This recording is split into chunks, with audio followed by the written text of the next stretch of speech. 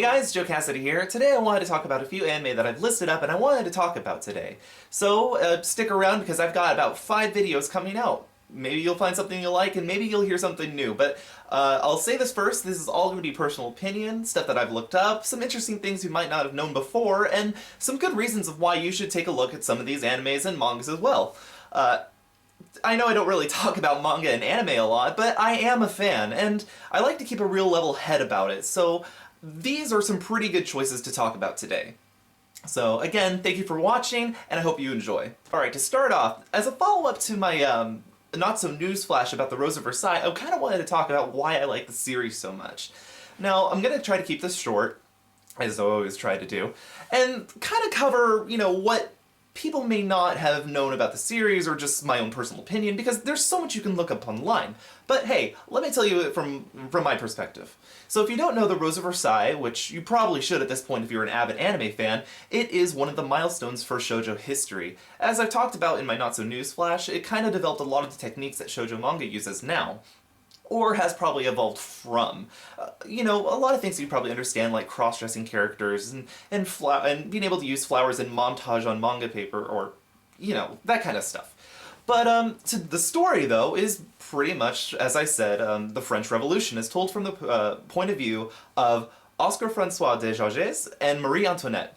Now, originally, the story was just going to focus on Marie Antoinette as an autobiography, but Ikeda, or Ryoko Ikeda, her producers, or whatever who was in control, they said that wouldn't really appeal very much, so it kind of became hand-in-hand with Marie Antoinette and Oscar. However, when the story started getting popularity, it was Oscar who was the more interesting character, and I have to agree with this, but I'll talk about them both.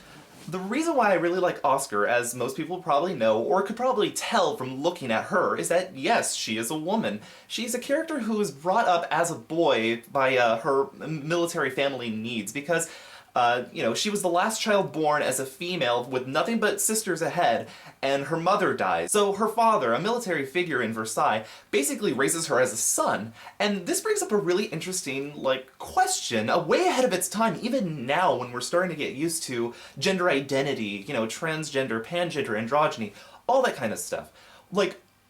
Does being a man or a woman really matter, to a mental standard? Is it really a biological thing? You know what I mean. It's a nurture or nature discussion about gender identity. And I really love it for that. Of course, you have, Oscar as a prime subject, but, there's still so much more debate as whether she identifies herself as a man or a woman, or just being Oscar, and that's where I have to agree with too. Oscar-Francois de Jaurges is pretty much a badass in the manga. She's the commander of the Royal Guard, specifically tasked to guard Marie Antoinette, and it gives them a really, interesting relationship.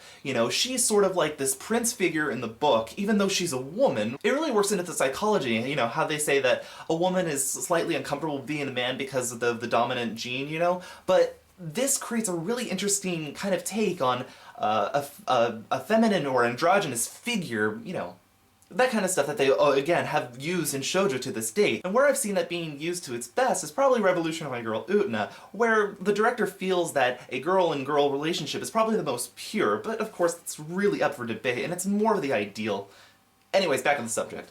Oscar is a really interesting character. She is a strong feminist support, she is a good character for the sake of being a character, and she really she really takes the role of the Rose of Versailles, even though it's supposed to be Marie Antoinette. Now, about this version of Marie, I know that people have a really rough opinion of her, because history and media really make her out to be like the Marilyn Monroe of the 18th century. She's just sort of spending money on dresses and doing what she wants and trying to avoid trouble or avoid responsibility. But in this book, though, in this story, though, I really find I agree with her. I actually find a light with Marie Antoinette. I can understand this, the setup that Ikeda has put for her, that she's a girl that has been taken away from her family at such a young age and is just sort of pushed into a role that she didn't even ask for, and how she continually has to, to deal with the stress of being the Queen of France someday, and then being the Queen of France, where she just wants to sort of avoid a fate that she just feels like she doesn't want, or, as history will tell, that will doom her in the end. And I really like that. It's one of the few biographies that really give Marie Antoinette both sides, you know, rather than just being like a hoochie mama or a brat. You know, Marie Antoinette in The Rose of Versailles is a strong character as well. She has really proud beliefs, and I really admire her for that.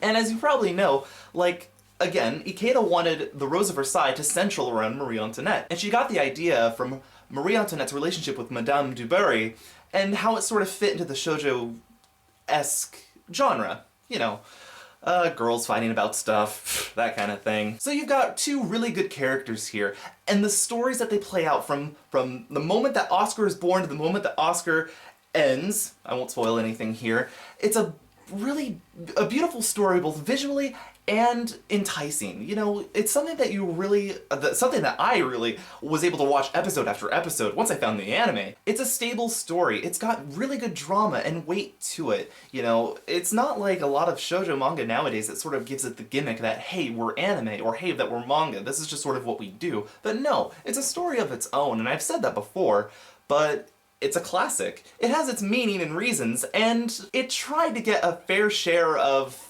praise in a movie adaptation. Yeah, there's actually a live-action version of Rose of Versailles. And if you don't know, it's called Lady Oscar.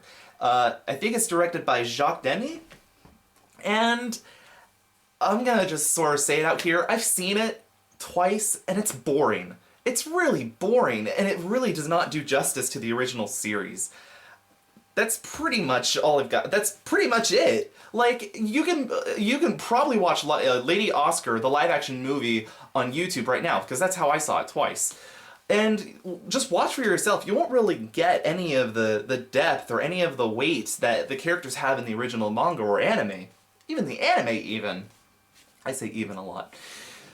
But it's not exciting, there's no drama to it, you're just sort of watching the actors play out a story, an adaptation, and that's kind of one of the real worst things that you could do for a story adaptation, or in any kind of genre, you know? Imagine if you were watching Harry Potter and you just didn't give a shit about Harry.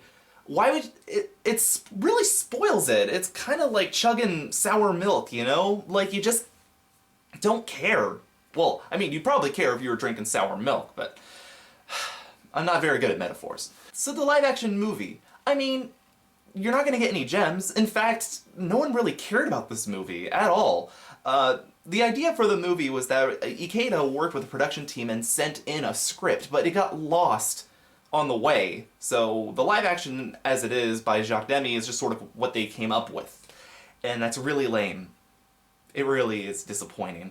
And not to mention, to not spoil things, in the live action, they botched the ending of the original story. And that's the only reason why I bring it up today, because if it sort of continued on the way, I probably would have said that it's really boring and you should just watch the others first, but now you made it so that you fucking stung me with this horrible ending, and now I gotta fucking bitch about it that, no, don't watch the live action.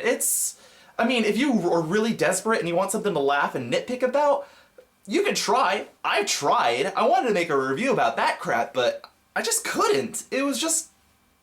blah. But, again, they botched the ending, and that's what really pisses me off. And it's really a shame, because this is one of the earlier adaptations that mangas had. This movie was made in 1979. I can't really be mad at it now, like movies made in this time, like Last Airbender, for really fucking over a simple premise, something that a script has already been made out, a series has already been done.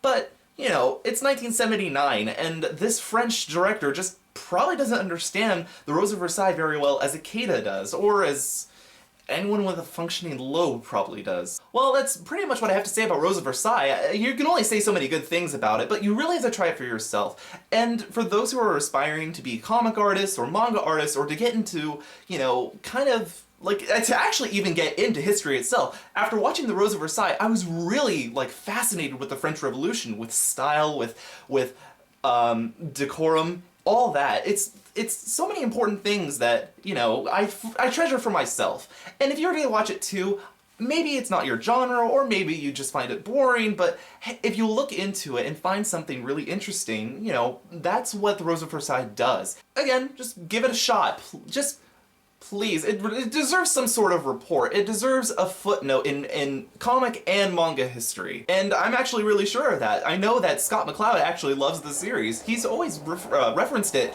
in understanding comics and creating comics, or making comics.